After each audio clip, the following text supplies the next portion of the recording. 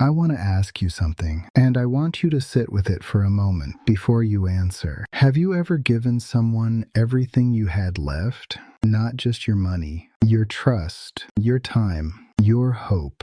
The last version of yourself that still believed in something good, and then watched it disappear. If you know that feeling, then you already know what this video is about. And if you have never spoken about it to anyone, I want you to know something right now. You are not alone in that silence. And today, we are finally going to talk about it. There is a kind of heartbreak that nobody prepares you for. It is not the heartbreak of being young and losing your first love.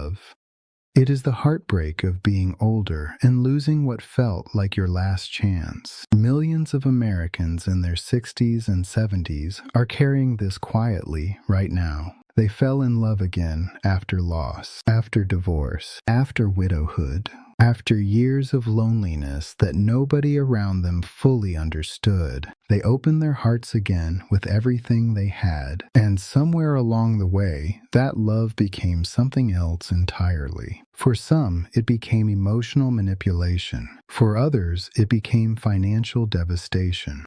For many, it became both at the same time. And the cruelest part is the silence afterward. Because when this happens to someone young, there is sympathy. There are friends who gather around. There are stories that get told. But when it happens to someone who is 68 or 73 or 79, there is mostly just quiet. Sometimes there is judgment. Sometimes there is the unbearable feeling that you should have known better. I am here to tell you that knowing better has nothing to do with it. This video is for every person who loved again and paid a price they never expected. It is for every person who is still carrying shame that does not belong to them. And it is for every person who needs to hear that what happened to them was real, and it was painful, and it was not their fault. I retired at 66 after 31 years in the same company. My wife had passed 2 years before that, and what I discovered in that first year alone was something I had not been prepared for at all.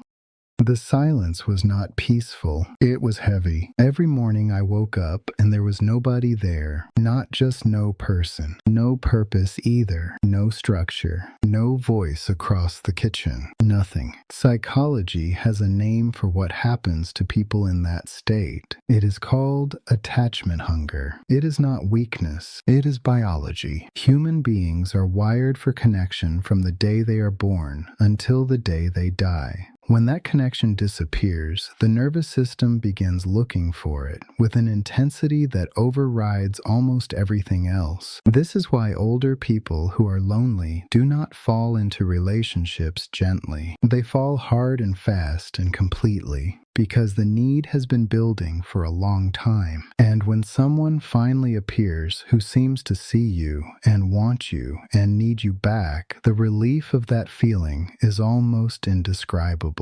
It feels like oxygen after a long time without air. I think you understand exactly what I mean. And that feeling, that desperate and beautiful relief, is also what makes us vulnerable in ways we do not recognize until much later, because the same hunger that opens our heart also lowers our guard in ways that younger people in different circumstances simply do not experience. And what I found out later was that some people know exactly how to find someone in that state. And what they do next is something almost nobody talks about. She came into my life at a church social event I had not wanted to go.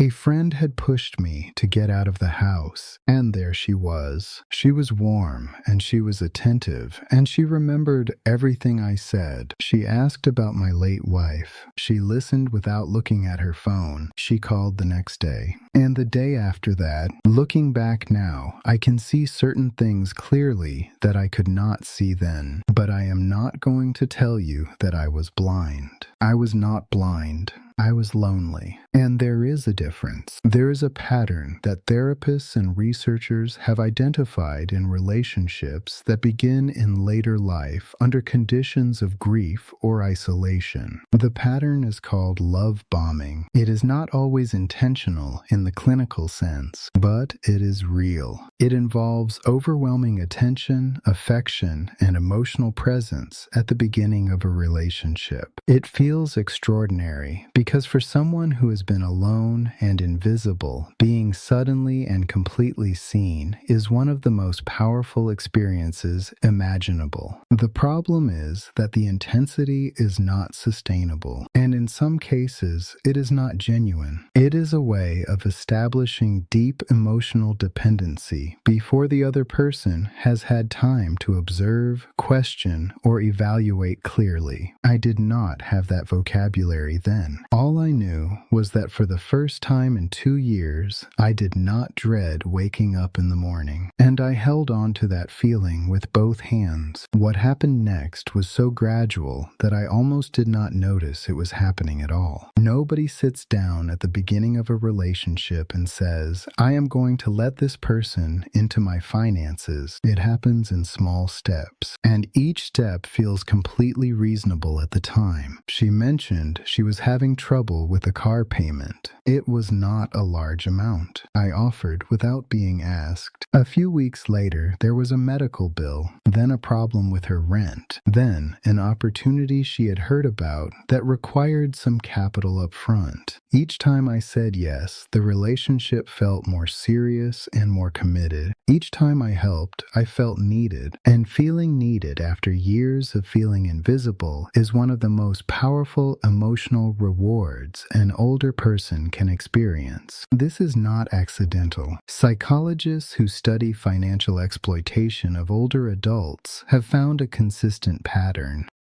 The financial requests begin small and become gradually larger. They are always tied to emotional events or to the deepening of the relationship itself. A person in love does not experience a loan to a partner the way they would experience a loan to a stranger. It feels like an investment in something that matters. It feels like proof of love. And the fear of losing the relationship if you say no is powerful enough to override financial judgment that would otherwise be perfectly sound. In America, financial exploitation of older adults costs an estimated $3 billion every single year, and the majority of those cases involve someone the victim knew and trusted. Most never report it. Most never even fully name it for what it was, because naming it means admitting something that feels unbearable. And what that unbearable thing actually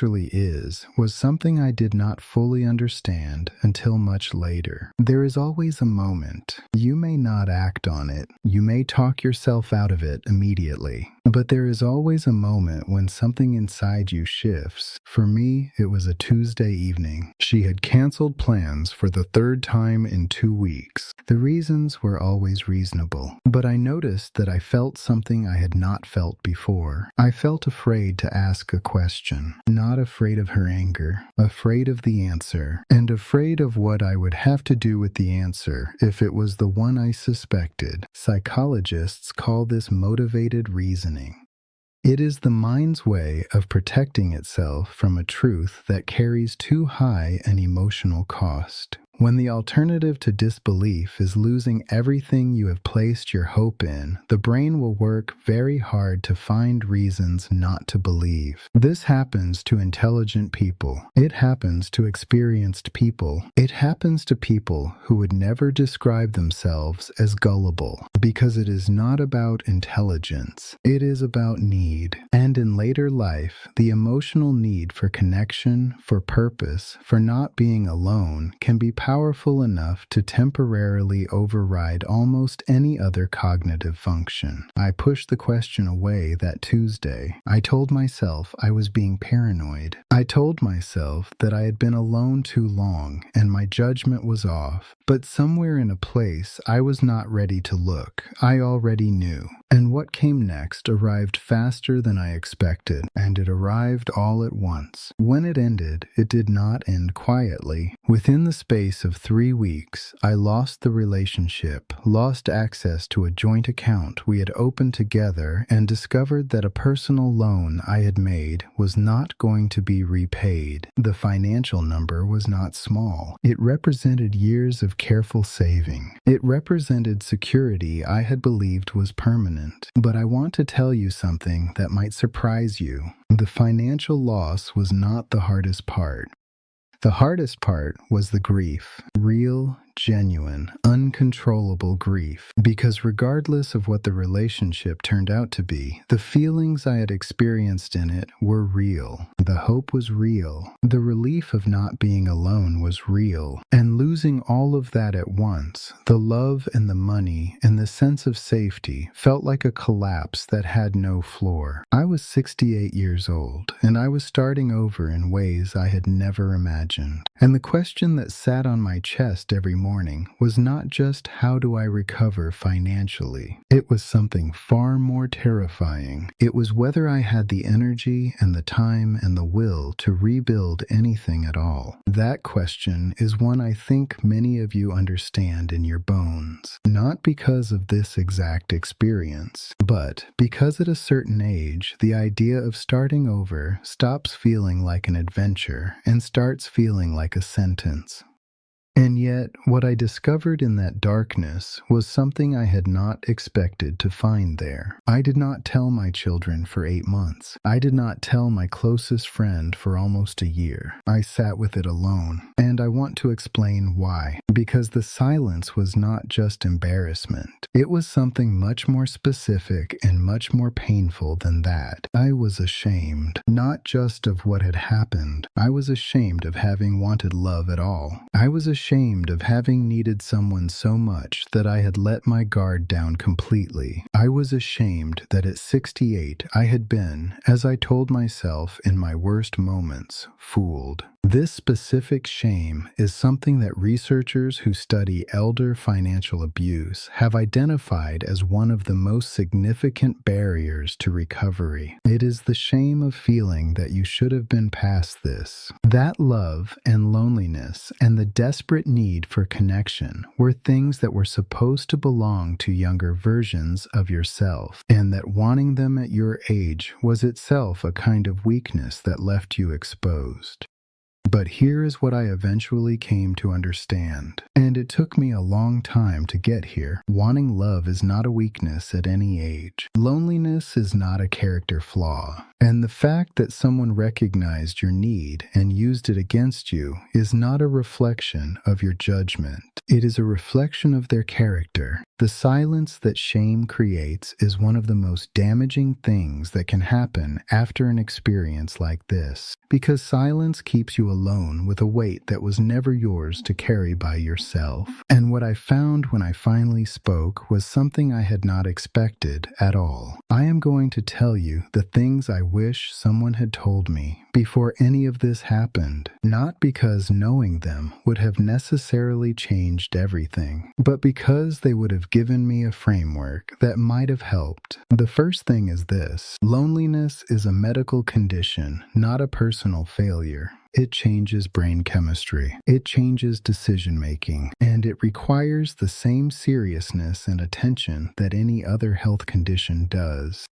The second thing is that financial boundaries in a relationship are not a sign of distrust. They are a sign of self-respect. And having them does not mean you love someone less. It means you love yourself enough to protect what took a lifetime to build. The third thing is that red flags do not disappear because you choose not to look at them. They wait. And the longer you look away, the more expensive they become. The fourth thing is that the shame after an experience like this is one of the most isolating forces imaginable. And the antidote to shame is not silence. It is a single trusted conversation with a single trustworthy person. That one conversation can change everything. The fifth thing is that surviving this does not require you to close your heart permanently. It requires you to rebuild it with better information and more self-knowledge than you had before. And the last thing, the one that took me the longest to truly believe, is this. What happened to you is not the final chapter of your story, unless you decide that it is. And what I discovered in the aftermath of all of this brought me to the single most important realization of my life at that age. I remember sitting in my kitchen on a Sunday morning about a year after everything had collapsed, and I was thinking about what I had lost. The money was real, the grief was real, the humiliation was real. But sitting there in that kitchen, I had another thought, one that came quietly and without warning. I had loved someone completely. At 68 years old, after loss, after grief, after years of silence and emptiness, I had opened myself entirely to another human being. I had been vulnerable without armor. I had chosen hope over fear. And yes, it had cost me enormously, but the capacity to do that, the willingness to still want connection, to still reach for something, to still refuse to be entirely alone with your pain. That is not weakness. That is one of the most profound things a human being can do. I had spent months believing that what had happened proved something terrible about me. But sitting in that kitchen, I began to see it differently. It proved that I was still alive in the truest sense, still capable of feeling, still unwilling to give up on the idea that the years ahead could hold something meaningful. The person who hurt me took money I had worked for, but they did not take that, and they never will. I do not know what your version of this story looks like. Maybe it is identical to mine. Maybe it is different in every detail, but familiar in every feeling. What I hope you take from this is not a list of rules, and it is not a warning to close yourself off from love, or from people, or from hope. What I hope you take is something simpler than that. Your need for connection is not a flaw. Your loneliness is not embarrassing. And whatever happened to you in the pursuit of love and companionship and not wanting to be alone does not define your worth as a person. You are still here. You are still feeling things deeply enough to watch a video like this one. And that means something. Maybe the most important thing is not to have all the answers. Maybe it is simply to finally stop pretending that none of this hurts, and to know that somewhere out there, more people than you can imagine are sitting with the exact same weight you are carrying. You are not alone in it. You never were.